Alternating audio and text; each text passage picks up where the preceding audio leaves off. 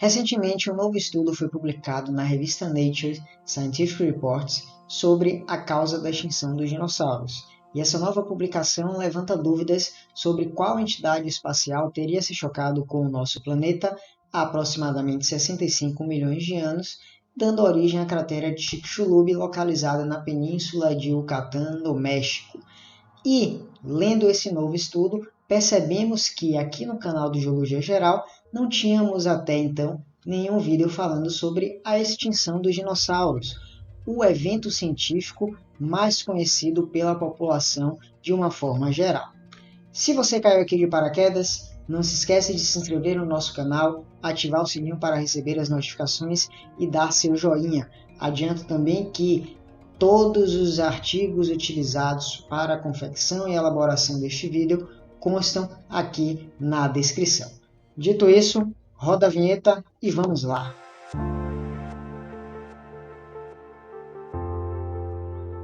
Essa publicação traz à tona uma nova possibilidade de corpo celeste que teria se chocado com o nosso planeta. A gente sabe que a comunidade científica, de uma forma geral, corrobora com a ideia de que um asteroide teria se chocado com o planeta Terra. Entretanto, os autores deste novo artigo vão de encontro a essa ideia, a essa teoria, e trazem à tona a possibilidade de que, ao invés de um asteroide ter se chocado com o nosso planeta, teria sido, na verdade, um cometa. Mas tem diferença entre asteroide e cometa? Não são a mesma coisa? Não. Asteroide e cometa não são a mesma coisa e sim apresentam diferenças. Os asteroides são corpos rochosos, geralmente metálicos e remanescentes do violento passado da formação do nosso sistema solar, ou seja, são caracterizados como sendo detritos originados das colisões entre imensos blocos de rochas que deram origem aos planetas e ficaram vagando aleatoriamente no espaço. A maior parte dos asteroides do Sistema Solar está localizada entre as órbitas de Marte e Júpiter numa região chamada Cinturão de Asteroides. De forma geral, os asteroides não possuem formato definido e nem gravidade suficiente para que seja considerado um planeta. Entretanto, a gente sabe que existem também alguns asteroides maiores que já apresentam uma força gravitacional própria, sendo inclusive alguns chamados de planetesimais ou planetoides. Por outro lado, os cometas são geralmente formados por gelo e gases e, quando se aproximam do Sol, passam a exibir uma longa e brilhante cauda que surge justamente da evaporação da sua superfície quando exposta aos ventos solares. Explicações feitas, a gente volta então a esse artigo que gerou um pequeno rebuliço na comunidade científica que estuda as causas da extinção dos dinossauros. Usando análises estatísticas e simulações gravitacionais, os pesquisadores Avi Loeb e Amir Siraj, físico e astrofísico respectivamente, desenvolveram uma nova teoria que poderia explicar a origem e a jornada deste cometa e outros semelhantes que poderiam ter se chocado com o nosso planeta há 65 milhões de anos atrás. E o que é que diz essa nova abordagem proposta por esses dois autores? Segundo eles, o cometa teria se originado na nuvem de Oort, que não tem nada a ver com o cinturão de asteroides. A nuvem de Oort é um grupo de asteroides, planetesimais e cometas que circundam o nosso sistema solar a uma distância média de 3 anos-luz do nosso Sol, ou seja, essa nuvem está localizada na periferia do nosso sistema solar. Conforme o corpo espacial viaja da nuvem de Oort, localizado lá na periferia do nosso sistema solar, para o centro do mesmo sistema, o campo gravitacional de Júpiter poderia ter dado um empurrãozinho, ter dado um impulso para que o cometa tivesse velocidade suficiente para chegar ao Sol ou próximo ao Sol. E esse efeito é denominado efeito estilingue gravitacional, que inclusive é utilizado por nós seres humanos para impulsionar as sondas que lançamos no espaço. Mas o que é de fato esse efeito estilingue gravitacional? Esse efeito ocorre quando um corpo menor, ao passar próximo de um outro corpo maior, que tem logicamente um campo gravitacional maior, e ao tangenciá-lo, caso não seja engolido pelo corpo maior, a ação gravitacional o impulsionará com uma velocidade maior do que aquela que o corpo tinha ao se aproximar do corpo maior. Dizemos que essa interação sonda e planeta ou corpo menor, corpo maior, é uma colisão elástica, embora eles não se choquem, porque há uma conservação de energia. Ou seja, Júpiter age como um grande estilingue de corpos errantes no nosso sistema solar, arremessando ora na direção do Sol, ora na direção dos planetas interiores, dentre eles está o planeta Terra. Muitos desses corpos, ao terem a trajetória alterada gravitacionalmente, são enviados, como eu acabei de falar, na direção do Sol, e ao chegar próximo ao Sol, a força gravitacional da estrela quebraria o cometa em várias partes, e, segundo os autores desse novo estudo, é mais provável que o cometa atingisse o nosso planeta quando os pedaços se afastassem do Sol. Ou seja, um novo efeito estilingue, só que agora enviando praticamente via Sedex-10 esses objetos direto para o endereço planeta Terra.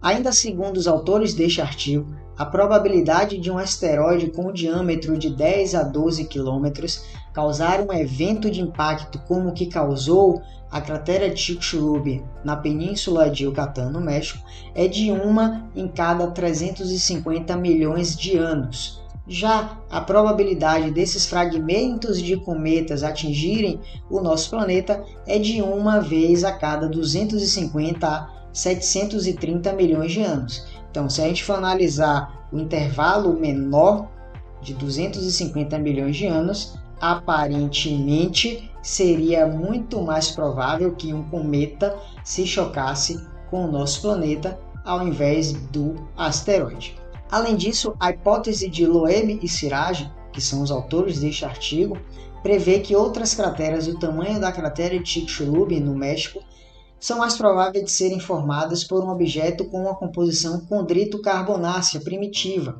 e não a rocha espacial convencional situada no cinturão de asteroides que se encontra entre as órbitas de Marte e Júpiter.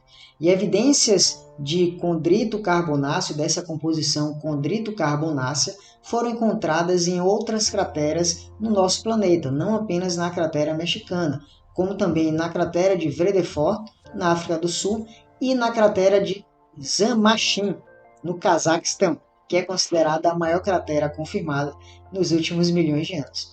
Embora essa evidência da composição apoie o modelo proposto por esses dois pesquisadores, eles mesmos dizem que a hipótese precisa ainda ser testada, estudando melhor outras crateras, tanto no nosso planeta, como também crateras que existem na Lua, determinando assim a composição desses ambientes, dessas crateras, e fazendo justamente essa relação de composição com os possíveis impactadores, ou seja, aqueles objetos que teriam se impactado com o nosso planeta. Salienta-se que a teoria mais aceita sobre a extinção dos dinossauros diz que um asteroide teria se chocado com o nosso planeta há 65 milhões de anos atrás, dando origem à cratera de Chicxulub, no Golfo do México, cratera esta que apresenta um diâmetro de 180 km.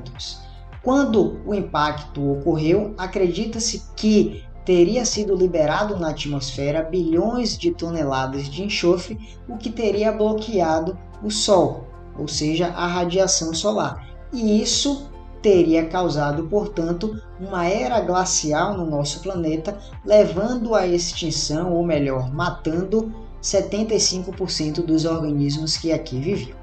Uma outra evidência levantada pela comunidade científica, uma outra contra-argumentação, é a evidência do elemento químico irídio, elemento este que é raro no nosso planeta, entretanto ele é abundante em corpos extraterrestres, e já foram encontrados ao redor do nosso planeta uma camada com grande quantidade de irídio, ou seja, uma grande concentração desse elemento químico. E a datação dessas camadas remontam justamente para o período do impacto do asteroide no México, ou seja, 65 a 66 milhões de anos.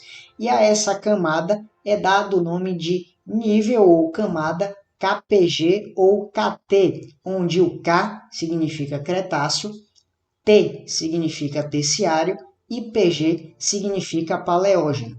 Vale lembrar que o paleógeno ele faz parte do terciário, ou seja, o nível KT e o nível KPG se referem, essas duas expressões se referem ao mesmo evento, sendo que o termo KT é um termo mais antigo e o KPG é o termo mais recente. Inclusive, aqui no Brasil, a gente tem registro desse nível KPG no estado de Pernambuco. Outra contra-argumentação diz respeito às proporções entre o tamanho da cratera mexicana e o tamanho estimado para o cometa proposto por esse artigo recém-publicado.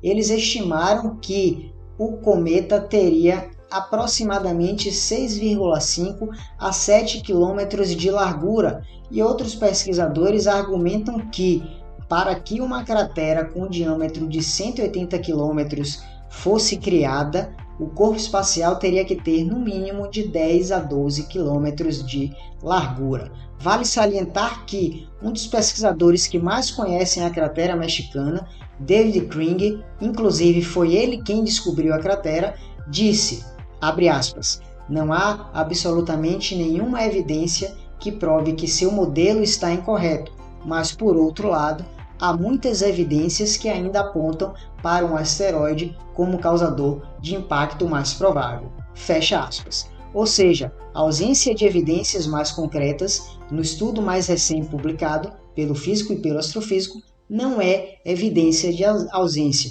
só precisa ser melhor estudado. Uma outra publicação científica de 2017, essa daqui, analisou a região do impacto comparando com outros possíveis locais em que isso poderia ter acontecido e chegou à conclusão que, de todos os lugares no nosso planeta em que um asteroide poderia ter acertado a Terra antiga, a Península de Yucatán foi possivelmente o pior, ou seja, os dinossauros e todos os animais que viviam no nosso planeta naquela época tiveram um mega azar. De acordo com esse estudo, a extinção ocorreu porque o asteroide se chocou com uma região composta de rochas sedimentares rica em hidrocarbonetos, como por exemplo o petróleo, jogando uma enorme quantidade de fuligem na atmosfera. Segundo esse artigo, apenas 13% da superfície da Terra é composta de rochas que poderia ter lançado tanto material na atmosfera como a Península de Yucatán. Ou seja, se o asteroide tivesse acertado qualquer outro lugar do nosso planeta, possivelmente os dinossauros não aviários poderiam não ter sido extintos e estariam existindo até hoje da forma como eles existiam antigamente. As estimativas foram feitas como? Foram feitas com base em um mapa que foi reconstruído de áreas que poderiam ter sido ricas em rochas sedimentares, ricas em hidrocarbonetos, justamente no final do período Cretáceo. Geralmente são áreas costeiras e essas áreas se alinham mais ou menos com regiões modernas de petróleo e gás. E embora chuvas tenham lavado rapidamente a maior parte dessa fuligem das altitudes mais baixas, milhões de toneladas teriam permanecido circulando na alta atmosfera, reduzindo assim a luz solar que incide na superfície do nosso planeta.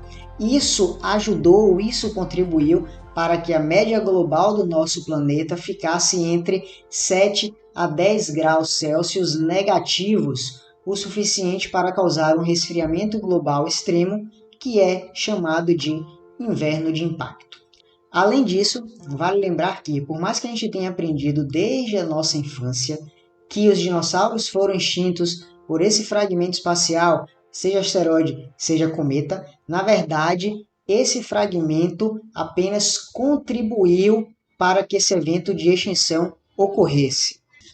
Outros estudos têm demonstrado que uma série de atividades vulcânicas na região da Índia, chamado de Deccan Tracts, tenham também contribuído para isso, inclusive já sendo responsável pela extinção de algumas espécies antes mesmo do asteroide ter chegado ao nosso planeta.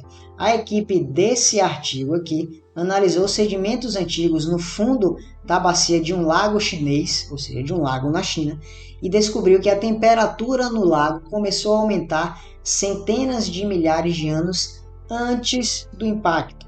Esse aquecimento, portanto, coincide com as erupções das Deccan Traps, ou armadilhas de Deccan, situadas na Índia, que provavelmente jogou imensas quantidades de dióxido de carbono na atmosfera muito antes do impacto.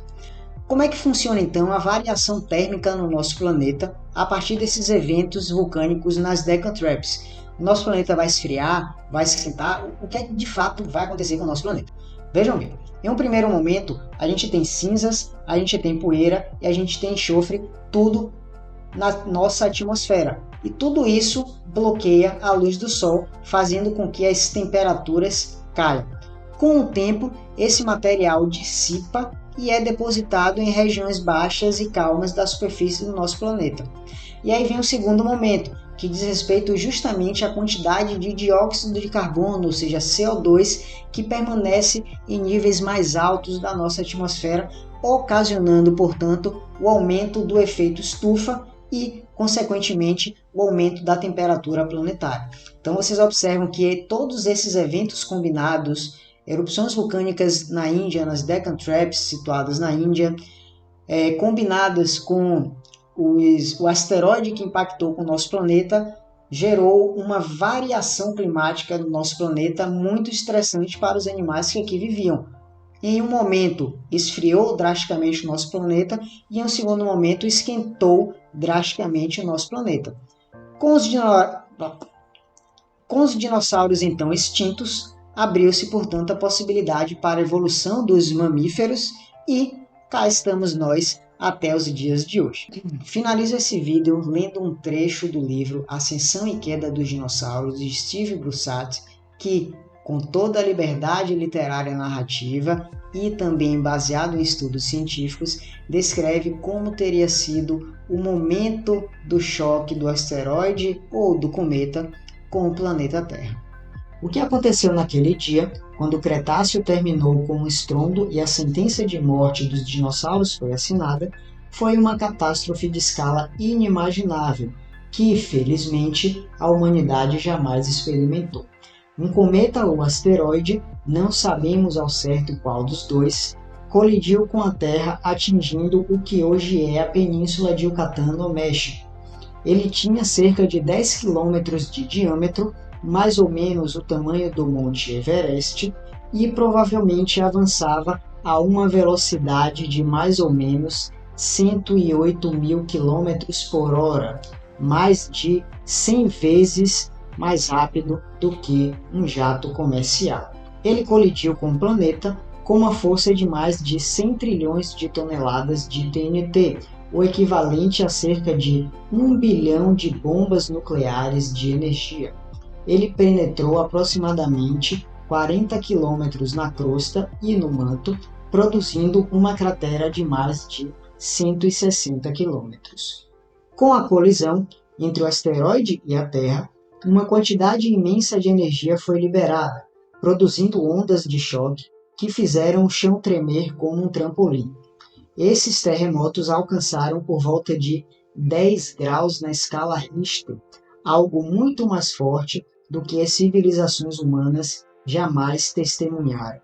Alguns desses terremotos provocaram tsunamis no Atlântico que arrancaram rochas do tamanho de casas e as carregaram para o continente. A energia da colisão vaporizou o asteroide e a rocha estratificada que ele atingiu. Poeira, areia, rocha e outros escombros produzidos pela colisão foram lançados ao céu. A maioria em forma de vapor ou líquido, mas alguns outros como pequenos pedaços sólidos de rocha. Parte desse material passou da atmosfera para o espaço sideral, mas o que sobe, contanto que não alcance a velocidade de escape, tem que descer, e foi isso que aconteceu. A rocha liquefeita esfriou, transformando-se em blocos vítreos e lanças em forma de lágrimas, transferindo calor para a atmosfera e a tornando um forno. As temperaturas intensas incendiaram florestas, talvez não em todo o mundo, mas sem dúvida em grande parte da América do Norte e em um raio de alguns milhares de quilômetros da Península de Yucatán. Vemos os vestígios tostados de folhas e madeiras, o tipo de material deixado por uma fogueira apagada nas rochas depositadas com o choque do asteroide, a fuligem dos incêndios e também outras partículas de poeira e sujeira levantadas pelo impacto, mas leves demais para cair na Terra, passaram a flutuar na atmosfera, bloqueando as correntes que fazem o ar circular pelo globo até deixar o planeta inteiro na escuridão. O período que se seguiu, que se acredita ter sido equivalente ao inverno nuclear global, provavelmente matou a maioria dos dinossauros em áreas distantes da cratera ardente. Então é isso. Fico por aqui. Se vocês gostaram do vídeo, deixa o seu like, comenta aqui, diz o que é que você achou. Se tiver alguma dúvida, desce a mão aqui nos comentários. E se tiverem sugestões de temas, procura a gente que a gente prepara para vocês. Um forte abraço e até mais!